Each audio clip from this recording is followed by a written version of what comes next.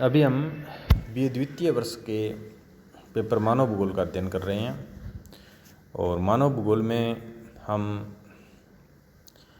आज वातावरण समायोजन के सिद्धांत को देखेंगे और इसके पश्चात हम मानव पर्यावरण संबंधों की रूपरेखा पर चर्चा करेंगे कि किस प्रकार से प्राचीन समय से वर्तमान समय तक मानव और पर्यावरण के संबंध जो है वो बदलते रहे हैं और किस तरह के संबंध रहे हैं।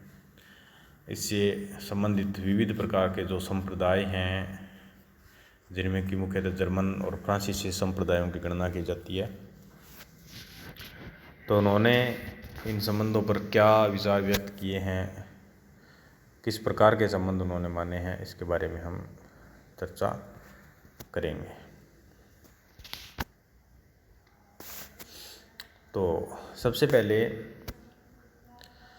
देखिए, वातावरण समायोजन का जो सिद्धांत है उसमें मैंने कल भी इसको स्पष्ट किया था। इसमें दो चीज़ें होती है, एक होता है अनुकूलन, दूसरा होता है रूपांतरण। अनुकूलन दो तरह का होता है, एक आंतरिक और एक बाह्य।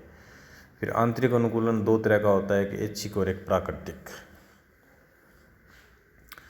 तो देखिए, आंतरिक अनुकूलन वो होता है जो मनुष्य खुद में करता है और बाह्य अनुकूलन वो होता है जो बाह्य रूप में करता है, यानी मनुष्य जैसे दूसरे प्रकार के वातावरण में जाने पर दूसरे प्रकार के कपड़े पहनना, रीति रिवाज फॉलो करना, तीज त्यौहार मनाना, ये सभी बाह्य अनुकूलन के उदाहरण हैं। और आंतरिक अनुकूलन का उदाहरण है खुद में परिवर्तन। जैसे कुछ तो ऐच्छिक होते हैं, जैसे मनुष्य दूसरे एरिया में जाने पर वहाँ की भाषा सीख लेता है, तो यह ऐच्छिक आंतरिक अनुकूलन की श्रेणी में आता है। एक प्राकृतिक अनुकूलन होता है। प्राकृतिक अनुकूलन का मतलब ये हुआ कि मनुष्य दूसरे एरिया में जाने पर लंबे समय तक जब वहाँ रहता है तो वहाँ के जलवायु के अकॉर्डिंग ही उसके शरीर में परिवर्तन हो जाते हैं। जैसे साउथ इंडिया में अगर कोई यूरोपियन परिवार का व्यक्ति आकर रहने लगे तो उसमें पिगमेंट्स बन जाएंगे कि वो कुछ ब्लैक ब्लैक कलर का होने लग जाएगा। तो इस प्रकार का जो अनुकूलन होता है मनुष्य की इच्छा से परे होता है, जिसमें कि मनुष्य चाहकर भी कुछ नहीं कर सकता। तो ऐसे अनुकूलन को बोलते हैं प्राकृतिक अनुकूलन। आंतरिक अनुकूलन के प्राकृतिक अनुकूलन का उदाहरण है ये। अब दूसरा रूपांतरण। रूपांतरण प्राकृतिक वातावरण में रूपांतरण और सांस्कृतिक वातावरण में रूपांतरण। प्राकृतिक वातावरण में रूपांतरण का मतलब ये हुआ कि जैसे गर्मी अधिक पड़ती है तो उसको AC कूलर के द्वारा मॉडरेट बना लेना, और या इसी प्रकार से भूमि सही नहीं है तो उसको अपने अनुकूल बना लेना। जैसे सिंचाई योग्य नहीं है, कृषि योग्य नहीं है, तो उसको कृषि योग्य बनाना, ये प्राकृतिक वातावरण में रूपांतरण के उदाहरण है। जंगलों को काट कर खेती करना प्रारंभ कर देना। और दूसरा जो रूपांतरण होता है वो सांस्कृतिक वातावरण रूपांतरण होता है। सांस्कृतिक वातावरण रूपांतरण का मतलब ये हुआ कि कुछ एक चीज़ अपने अनुकूल बनाने की चेष्टा करना। जैसे रहते हैं तो उसमें चूँकि अगर कोई प्रभावशाली व्यक्ति किसी दूसरे स्थान पर जाता है तो वो उस एरिया में अपनी भाषा की थोड़ी बहुत छाप छोड़ देता है, जिससे वो भी उसकी भाषा को थोड़ा बहुत समझने लग जाते हैं। तो ये एक प्रकार से सांस्कृतिक वातावरण रूपांतरण का उदाहरण है। अब हम देखते हैं मानव पर्यावरण संबंध। तो देखिए, मानव भूगोल में मनुष्य द्वारा निर्मित सांस्कृतिक दृश्य तथा मानव वातावरण के पारंपरिक संबंधों का अध्ययन किया जाता है। मनुष्य का भी प्रकृति से वही संबंध है जो अन्य जीवों का है, अर्थात प्रकृति जिस प्रकार अन्य जीवों को प्रभावित करती है उसी प्रकार मनुष्य को भी प्रभावित करती है। परंतु मनुष्य एक बुद्धिमान प्राणी है, वह अपने बौद्धिक कौशल से प्रकृति में कुछ रूपांतरण कर लेता है। इस प्रकार मनुष्य अन्य जीवों से भिन्न है। मानव पर्यावरण संबंधों का ऐतिहासिक परिप्रेक्ष्य। मनुष्य भी एक जीव है, जैसे दूसरे जीव प्रकृति में विचरण करते हैं वैसे ही मनुष्य विचरण करता है। लेकिन मनुष्य का एक थोड़ा स्वभाव होता है कि वह बुद्धिशील प्राणी है, तो वह अन्य जीवों की तुलना में थोड़ा अलग स्थिति रखता है, या उसकी स्थिति अन्य जीवों से सुप्रीम होती है, यानी उसकी इच्छा का महत्व अधिक होता है। वह अपनी इच्छा के अकॉर्डिंग परिवर्तन कर लेता है।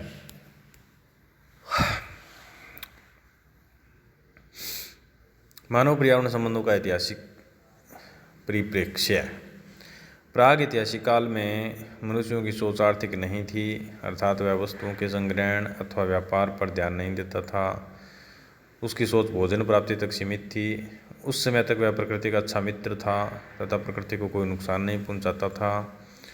कालांतर में उसने शिकार करना, कृषि कार्य आरंभ किया तथा प्रकृति को प्रभावित करने लगा। कृषि कार्य के विस्तार से वन विनाश होने लगा। इसके अलावा मानव ने अनुपयोगी पौधों को जैविक तंत्र से बाहर कर दिया। इस प्रकार मनुष्य प्रकृति को रूपांतरण करने लगा, जो प्रकृति के लिए हानिकारक था।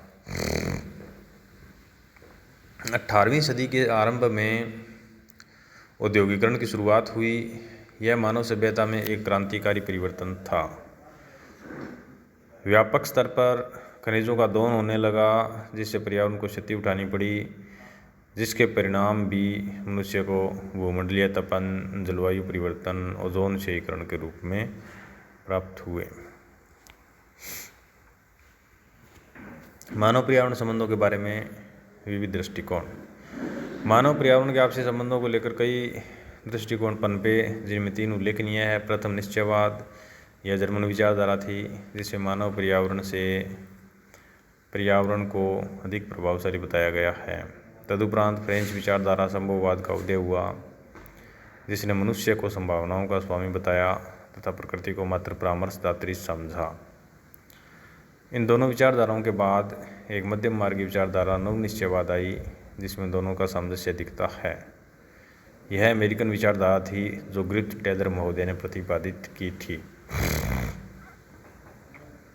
देखिए, आरंभ में जीवन बहुत सिंपल था, यानी मनुष्य प्रकृति का बहुत अच्छा मित्र था। उसको जितने की आवश्यकता होती थी उतना प्रकृति से लेता था और उसका उपभोग कर लेता था। उसको न व्यापार की चिंता थी, न संग्रहण की चिंता थी, न पैसा इकट्ठा करने की सोच थी, न कहीं दूसरे स्थान पर कोई वस्तुओं का निर्यात करने की या आयात करने की आवश्यकता थी। जितना था उसे काम चला लेता था। तो वह भी अन्य जीवों की भांति ही था और प्रकृति को प्रभावित नहीं करता था। तब उसके प्रकृति के साथ संबंध बहुत अच्छे थे। लेकिन कालांतर में क्या हुआ कि मनुष्य ने संग्रहण वृत्ति को अपनाया, औद्योगिकरण प्रारंभ हुआ और इस प्रकार से जो नवीन सिनेरियो जो बना, उसमें क्या हुआ कि मनुष्य प्रकृति में परिवर्तन करने लगा, मॉडिफिकेशन करने लगा। यानी एक प्रकार से प्रकृति की कुछ चीज़ों को हानि पहुंचाने लगा, जैसे जंगलों को काटना प्रारंभ कर दिया, जिससे पर्यावरण प्रदूषण बढ़ने लगा। विविध प्रकार की विषैली गैसें वायुमंडल में अधिक छोड़ने लगा, उद्योगों के माध्यम से या परिवहन के द्वारा कार्बन डाइऑक्साइड, कार्बन मोनोऑक्साइड इत्यादि गैसों का उत्सर्जन प्रारंभ हुआ, जिससे कि मानव और प्रकृति के संबंध जो है थोड़े खराब होने लगे। तो इस प्रकार से संबंध जो है वो परिवर्तनशील रहे हैं। इन मानव पर्यावरण संबंधों के बारे में मुख्यतः 3 दृष्टिकोण प्रचलित है। पहला है जर्मन संप्रदाय का निश्चयवादी दृष्टिकोण, जिसमें कि उन्होंने ये बताया है कि मनुष्य और प्रकृति परस्पर, प्रकृति जो है वो मनुष्य को पैदा करती है और मनुष्य उसी के अकॉर्डिंग कार्य करता है जैसा कि प्रकृति ने उसको कार्य दिए हैं।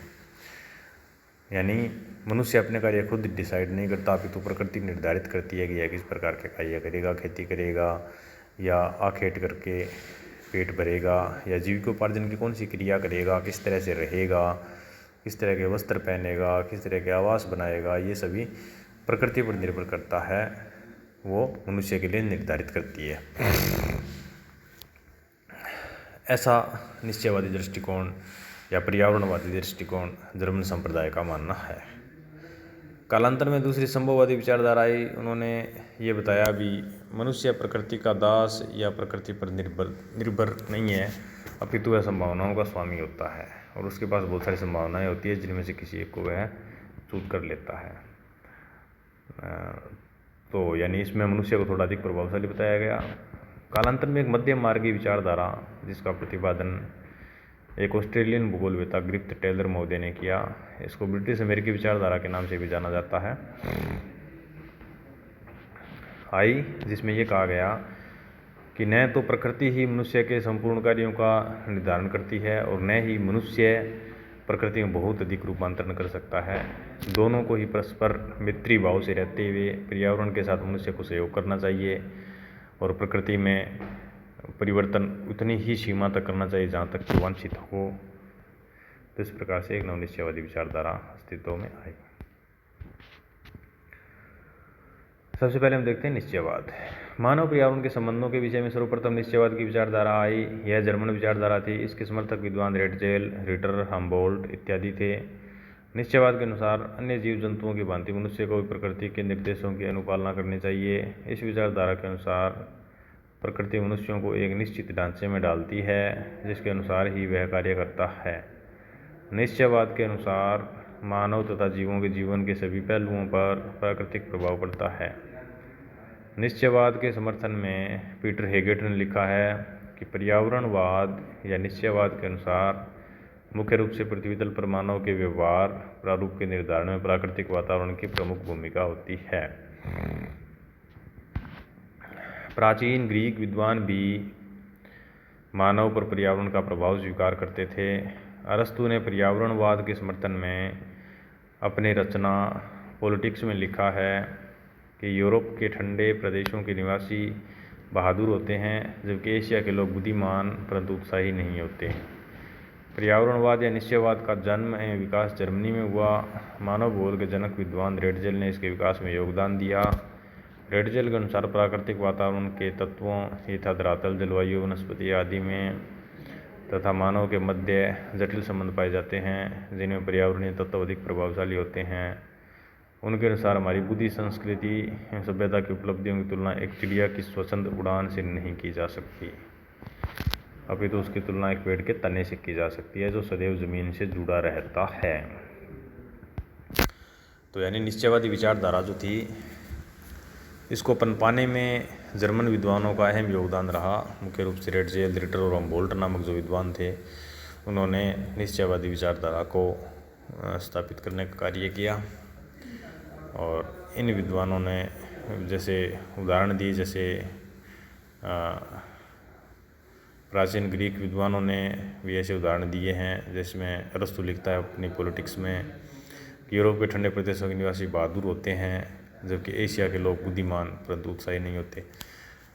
यानी यह वातावरण के कारण होता है कि ठंडे प्रदेशों के निवासी बहादुर होते हैं जबकि एशिया के लोग बुद्धिमान होते हैं परंतु उत्साही नहीं होते। पर्यावरणवाद या निश्चयवाद का जन्म विकास जर्मनी में हुआ। मानव भूगोल के जनक विद्वान रेटजेल ने इसके विकास में योगदान दिया। रेटजेल महोदय इसको कहते हैं कि प्राकृतिक वातावरण के तत्वों यथा धरातल, जलवायु, वनस्पति में तथा मानव के मध्य जटिल संबंध पाए जाते हैं जिनमें पर्यावरणीय तत्व अधिक प्रभावशाली होते हैं। उनके अनुसार हमारी बुद्धि, संस्कृति एवं सभ्यता की उपलब्धियों की तुलना एक चिड़िया की स्वच्छंद उड़ान से नहीं की जा सकती, अभी तो उसकी तुलना एक पेड़ के तने से की जा सकती है। तो इस प्रकार उन्होंने अपने इन विचारों के माध्यम से अपने भावों को व्यक्त किया है। आगे निश्चयवाद के बारे में कुछ अन्य विद्वानों के विचार हम अगली क्लास में जानेंगे। धन्यवाद।